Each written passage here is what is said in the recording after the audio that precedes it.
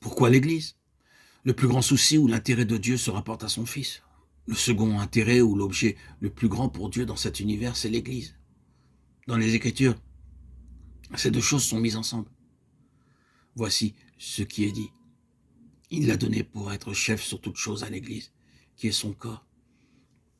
La plénitude de celui qui remplit tout en tous. Éphésiens 1, 22, 23. L'Église est la plénitude de Christ. Si l'Église a besoin de Christ, Christ a besoin de l'Église. Qu'est-ce que l'Église? Qu'est-ce que l'Église? De façon concise. Premièrement, l'Église est un corps particulier de personnes choisies en Christ avant que le monde fût créé. C'est ce qui est établi de façon précise dans Éphésiens 1, 4. Il y est spécifié que l'Église, ce corps particulier de personnes, a été élu en lui, tout aussi précisément que Christ a été élu. Luc 9, 35, Psaume 89, 19, Ésaïe 42, 1. Et établi, 1, 2, 3, 2. Ainsi, il a été l'Église. Deuxièmement, l'Église est un corps de gens appelés hors des nations pour être maintenant un peuple céleste, non pas plus tard dans les âges à venir, mais maintenant.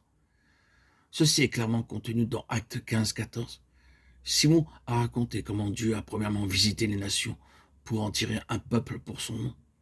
C'est à cela que notre Seigneur fut fait allusion lorsqu'il a dit « Je bâtirai mon assemblée ». Matthieu 16, 18.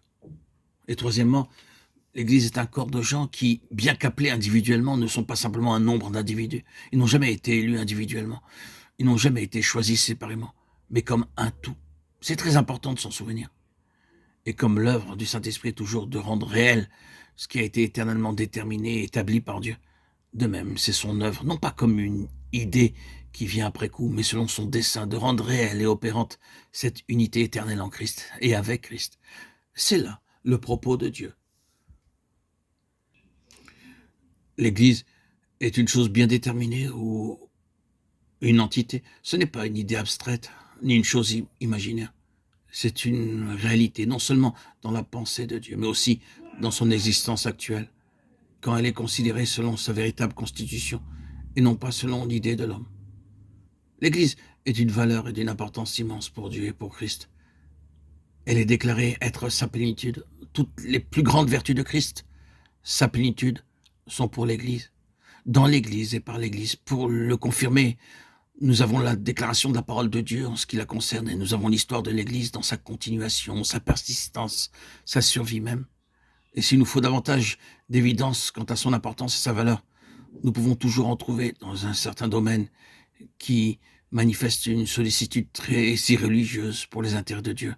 Satan est l'Église comme il est Christ. Et malheureusement, il a occasionné plus de troubles à l'Église qu'à n'importe quoi d'autre.